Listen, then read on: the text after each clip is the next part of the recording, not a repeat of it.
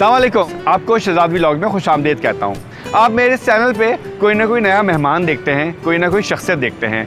आप लोगों की बेहद फरमाइश पे मैंने आज दावत दी है आवाज़ की दुनिया के बेताज बादशाह को, यानी कि अमीन चिराग को, जो कि एक आरजे हैं और बहुत ही खूबसूरत आवाज़ के हामिल हैं और उनका लहजा बहुत धीमा है।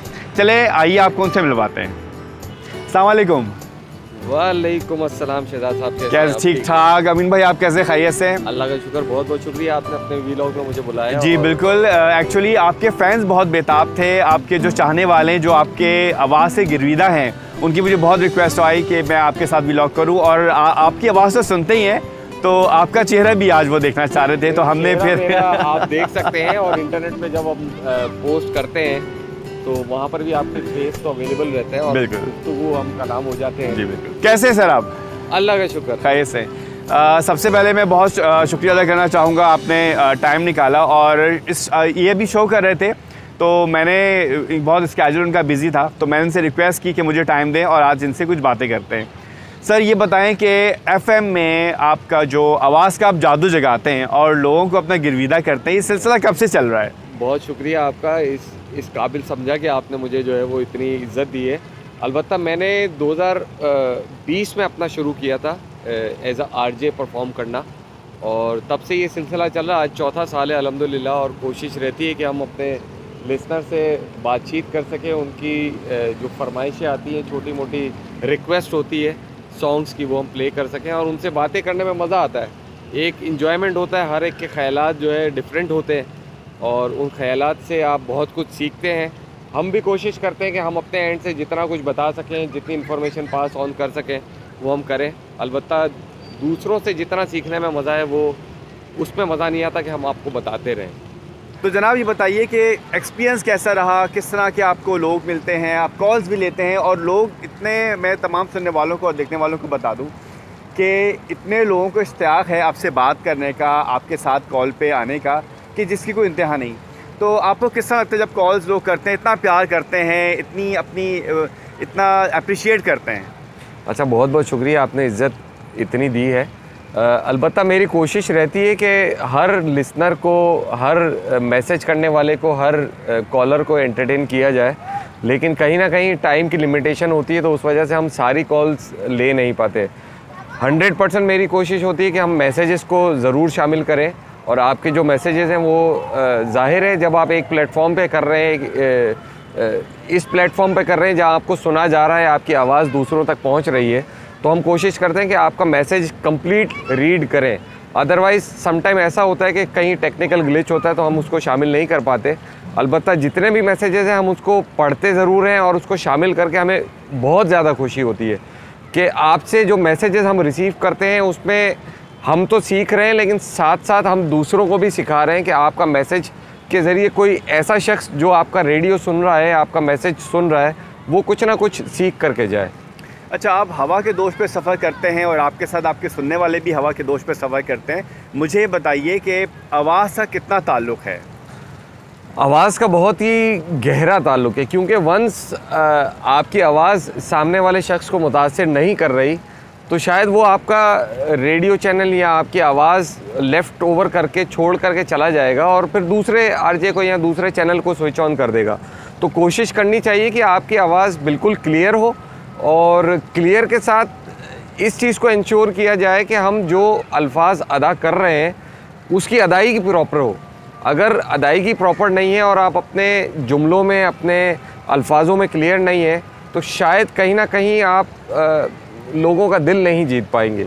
आपका कहने का मकसद ये है कि जो आप बोल रहे हैं, जो आपके तलफ़्फ़ुज़ की अदायगी है, जो जुमले की अदायगी है और जो अल्फाजों का इंतखाब है, वो आपकी कन्वर्सेशन को बहुत ज़्यादा खूबसूरत बनाती है। एग्जैक्टली। बाकी आवाज़ इटसेल्फ कैसी है, तो वो देखें, हर शख्स की आवाज़ मुनफरिद है और अल्लाह पाक ने जिस शख्स को जैसी आवाज़ दी है उसको उसी आवाज़ में माशाल्लाह उसको शुक्रिया अदा करना चाहिए। लेकिन इस चीज़ को बेस बना करके आप कहीं पीछे ना रहें कि आपकी आवाज़ कोई क्या समझेगा, कोई किस अंदाज़ में सुनेगा, कोई कैसा मेरी आवाज़ को प्रेडिक्ट करेगा या किस तरह से सोचेगा। इस बारे से, इस हवाले से आप बेफिक्र होकर के अपनी बात पूरी कहें। तो आप होते म्यूज़िक चैनल पे, तो आपको तो फिर गाने सुनने का भी बहुत ज़्यादा शौक़ होगा और गाने गाने का शौक़ है, यानी ये हमें ज़रूर बताएं, हमारे चाहने वालों, आपके चाहने वालों को, देखने वालों को बताएं। अच्छा, गाने गाने का तो ऐसा सिलसिला है कि बाथरूम सिंगर तो हर कोई होता है ना कि घर में बैठ कर के गुनगुना रहे हैं और इधर उधर जब आप टेबल पे बैठे हैं तो ढोल भी बजा रहे हैं, तो ये मामला तो चलते रहते हैं। अलबत्ता म्यूज़िक का शौक़ तो है मेरे पास, मतलब मुझे बहुत ज़्यादा है, बचपन से ही मैं गाने सुनता हूँ और काफ़ी मेरी प्लेलिस्ट जो है वो लंबी है। तो पाकिस्तानी भी है, अंग्रेज़ी भी हैं, बॉलीवुड के भी हैं, तो मुख्तलिफ ट्रैक लिस्ट है। तो हर दौर में ट्रैक चेंज हो जाता है, उम्र के लिहाज से चेंज हो जाता है। जब आप बचपन में होते हैं तो लड़कपन वाले जो है वो ट्रैक मज़ेदार लगते हैं आपको, और जब आप एक मेचॉरिटी के एज पे जा रहे होते हैं तो आपकी प्रेफरेंसेस चेंज हो जाती हैं। तो आप ये कह रहे हैं कि बल्कि आप जब शो कर रहे होते हैं तो जो लोग सुन रहे होते हैं उनकी भी इस्लाह हो जाती है, उनके भी जो मुहावरात हैं या उर्दू के तलफ़्फ़ुज़ हैं उनकी अदायगी वो भी ठीक हो जाती है, तो बड़ा हेल्पफुल है ये। एग्जैक्टली। और इसकी मिसाल मैं ऐसे दूंगा कि हमारे मोहल्ले में एक पान का केबिन लगाते हैं अंकल, तो मैंने उनको पूछा कि अंकल आप कौन सा चैनल सुनते हैं, तो उन्होंने मुझे बताया कि मैं फ़लाना चैनल सुनता हूँ।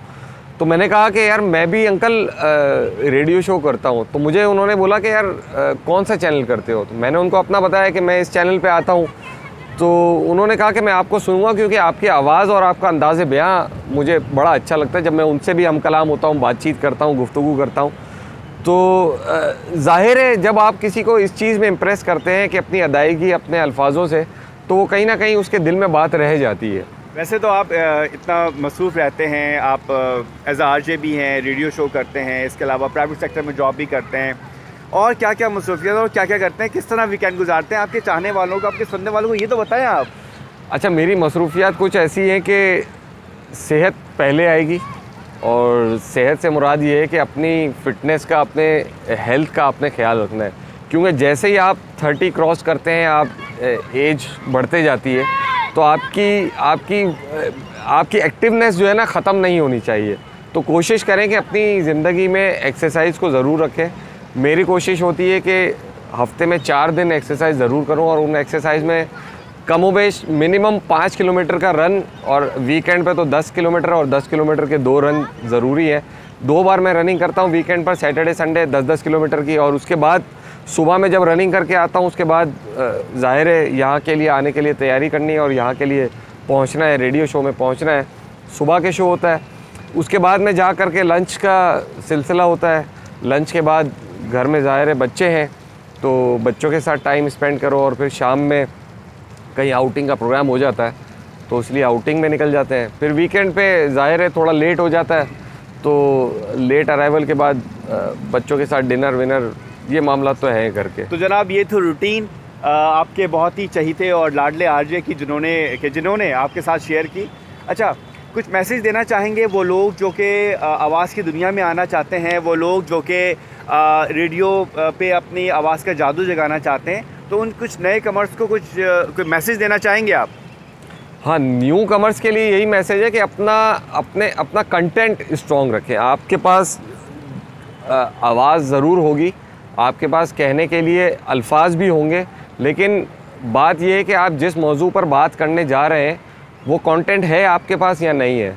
क्योंकि अगर जब आपके पास कंटेंट ही नहीं है, आपके पास बेसिस ही नहीं है, तो आप शो को आगे नहीं बढ़ा सकते। कोशिश करें कि अपना मवाद, आपके पास डेटा अच्छा होना चाहिए जो कि आप कन्वे कर सकें दूसरों के साथ। दूसरी चीज़ कि आप जब भी शो करें तो अपने लिसनर्स के साथ इंगेज रहें।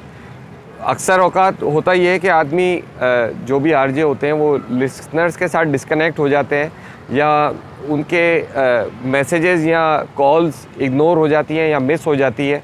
तो ऐसे मामलात नहीं होने चाहिए। कोशिश करें कि आप उनसे बात करें और उनके कमेंट्स भी शामिल करें, उनको रिस्पेक्ट दें, ताकि जब आप रिस्पेक्ट देंगे तो वो भी आपको सामने से रिस्पेक्ट दें। अच्छा, तो आप कुछ नहीं, और ये बताएं कि इस चैनल के हवाले से, शहजाद वीलॉग्स के हवाले से क्या ख्याल है आपका, क्या राय है? शहजाद वीलॉग्स तो मैं यकीन माने मैंने पिछली 8 वीडियोस देखी हैं और 8 वीडियोस में मैं शहजाद भाई का फ़ैन हो गया हूँ। और मैं तो यही रेकमेंड करूँगा कि आप तमाम भी इस चैनल को सब्सक्राइब करें और जो इन्फॉर्मेशन शहजाद भाई देते हैं, जो इनके चैनल पे गेस्ट आते हैं, आप उनका कंटेंट सुनेंगे तो आप यकीनन गर्विदा हो जाएंगे। उस इंटरव्यूअर जो हमारे इंटरव्यूई आते हैं उनके भी और हमारे शहजाद भाई के भी।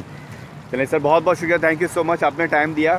और तमाम देखने वालों को मैं रिक्वेस्ट करूंगा कि इस चैनल को शेयर करें, लाइक करें, सब्सक्राइब करें, और मिलेंगे फिर किसी प्रोग्राम में, किसी नए शो में, किसी नए मेहमान के साथ, और आपको कुछ नई इन्फॉर्मेशन देंगे। बहुत शुक्रिया sir, thank you so much. Thank you very much. Allah.